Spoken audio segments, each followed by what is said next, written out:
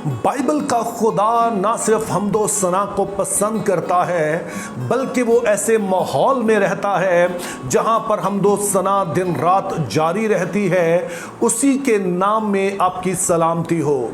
2 दिन पहले मैंने एक वीडियो में बताया कि जो सरनामे हैं या फिर जिनको इंग्लिश में हम सुपरस्क्रिप्शंस कहते हैं, ये अपने आप में बड़े अहम होते हैं चूँकि ये मुख्तलिफ तरह की हमें मालूमात फ्राहम करते हैं। और मैंने इस बात पर भी जोर दिया कि बाइबल मुक़द्दस में जो कुछ भी लिखा है, हर चीज़ का कोई मतलब है, उसके पीछे कोई वजह है जिसके सबब से खुदा ताला ने इन्हें बाइबल मुक़द्दस में रखा है। इसी तरह से जब हम ज़बूर की किताब पढ़ते हैं तो पढ़ने के दौरान एक छोटा सा लफ्ज़ ब्रैकेट में लिखा हुआ नज़र आता है जो उर्दू में सिलाह पढ़ा जाता है, और बहुत से लोग इस बारे में पूछते हैं कि दरअसल इसका मतलब क्या है। आज की इस वीडियो में हम इसी बात पर गौर करेंगे, और मेरा ईमान है कि जब हम इस लफ्ज़ को बेहतर तौर पर समझेंगे तो इससे हमारी हमदो सना और बेहतर हो सकेगी, और हम ज़बूरों को भी ज़्यादा बेहतर मानों में समझ सकेंगे कि दरअसल लिखवाए क्यों गए हैं। तो इस हवाले से जो पहली चीज़ मैं कहना चाहता हूँ वो ये है कि लफ्ज़ सिला बाइबल मुक़द्दस में कुल 74 टाइम्स इस्तेमाल हुआ है। उनमें से 71 दफ़ा यानी 71 टाइम्स ये सिर्फ ज़बूर की किताब में ही इस्तेमाल हुआ, और बाकी 3 दफ़ा ये हबक्कूक की किताब, वहाँ पर जो आपको गीत एक नज़र आएगा उसमें नज़र आता है। और सिला के हवाले से जो दूसरी इम्पॉर्टेंट बात है वो ये है कि उलमाए बाइबल के दरमियान एक बहस है, और वो ये है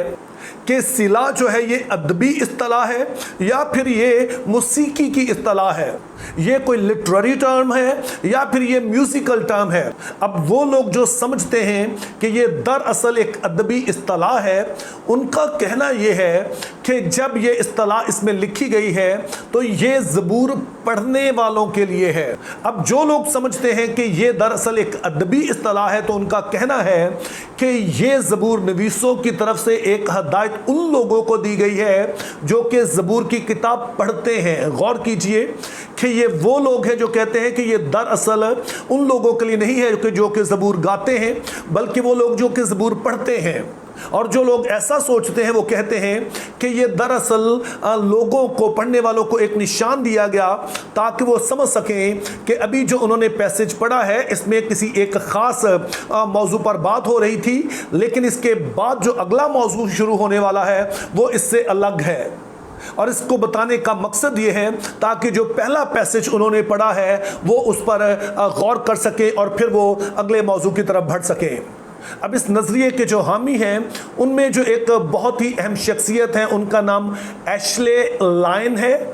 ये इब्रानी ज़ुबान की प्रोफेसर हैं और Israel institute of biblical studies में अपनी खिदमत सर अंजाम दे रही हैं। और एशले इस बात के सबूत के लिए ज़बूर 3 का हवाला देती हैं। वो कहती हैं कि अगर आप वहाँ पर पढ़ना शुरू करें तो पहला पैसेज जब पढ़ते हैं तो उसमें गुनाह की बात की गई है, उसके बाद सिला आता है, और उसके बाद फिर जजमेंट की या जिसको हम अदालत कहते हैं उसकी बात की गई है, और उसके बाद फिर सिला आता है, और उसके बाद तीसरे नंबर पर उसमें रिहाई या निजात की बात की गई है। अब अगरचे कि एशले की बात काफ़ी दिलचस्प मालूम होती है, लेकिन उल्मा की जो एक गालिब तादाद है वो समझती है कि ये कोई लिटरेरी टर्म नहीं है, ये कोई अदबी टर्म नहीं है, ये ज़बूर पढ़ने वालों के लिए किसी तरह की हदायत नहीं है, बल्कि ये एक म्यूज़िकल टर्म है, ये मौसीकी की एक इस्तिलाह है जो कि साज बजाने वालों और गाने वालों के लिए ये लिखी गई है। और आज की इस वीडियो में हम इसी नज़रिए के तहत बात करेंगे, यानी कि ये एक म्यूज़िकल टर्म है जिसमें गाने और बजाने वालों के लिए एक हदायत दी गई है। तो अब अगर ये कोई म्यूज़िकल टर्म है तो फिर सवाल पैदा होता है कि इसका मतलब और मकसद क्या है। अब इसके माने और मकसद के हवाले से भी उलमा के दरमियान काफ़ी सारे नज़रियात पाए जाते हैं, लेकिन जो आम तौर पर 2 बातें इस हवाले से कही जाती हैं वो मैं आपके सामने रखना चाहता हूँ। अब जैसे कि मैंने पहले भी जिक्र किया था कि बाइबली इब्रानी की जो एक बहुत ही मशहूर डिक्शनरी है जिसका नाम brown driver Briggs Hebrew lexicon है, इसके मुताबिक सिला का जो लफ्ज़ी मतलब बनता है वो है ऊपर उठाना, या फिर इंग्लिश में हम कहेंगे तो लिफ्टिंग अप।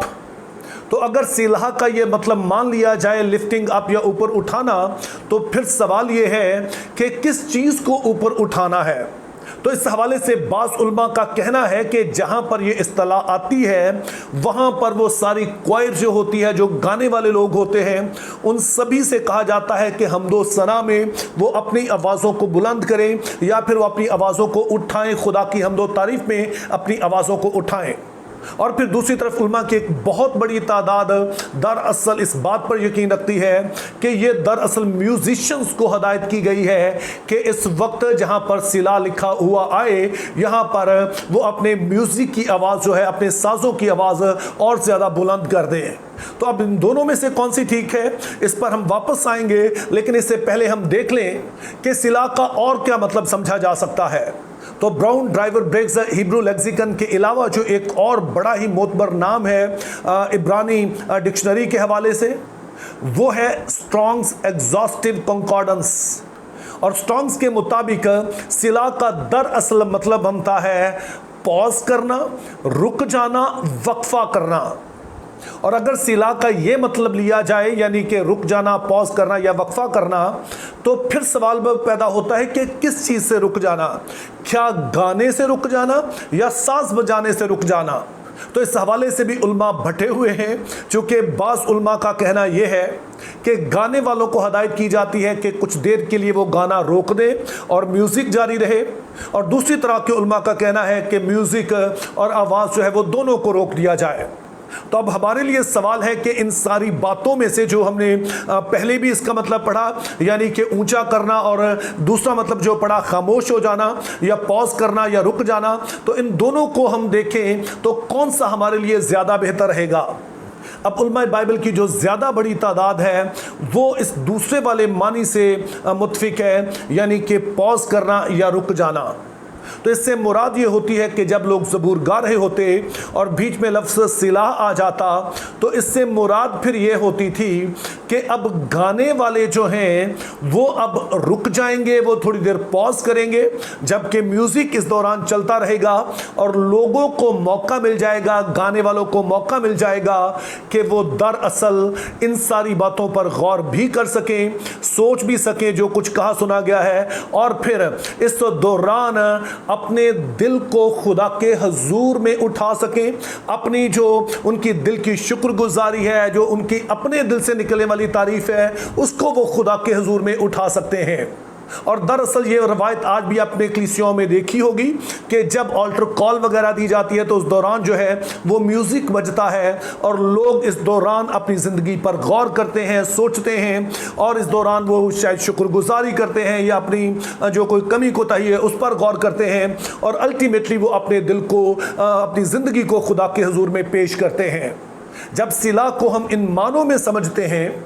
तो हमें पता चलता है कि खुदा ताला की ना सिर्फ ये मर्जी है कि हम उसकी हम्दो सना करें, उसकी तारीफ करें और साजों और अपनी आवाज़ों के साथ उसके नाम को जलाल दें, बल्कि ये वो वक्त होना चाहिए कि जब हम अपनी ज़िंदगी पर भी गौर करें, अपने खुदा की वड्याई पर, उसके फजल पर, उसकी नेमतों पर भी गौर करें, और ना सिर्फ गा कर ही बल्कि अपने दिल से फिर इन सारे कामों को करता रहे, ताकि हमारी हम्दो सना सिर्फ होंठों से हो बल्कि दिल से उठे, और यही वो हम्दो सना है जो खुदा के हुजूर में मकबूल ठहरती है। मेरी दुआ है कि खुदा हमें ऐसा करने का फजल अता करे। Think biblically, live purposefully, have a very good day.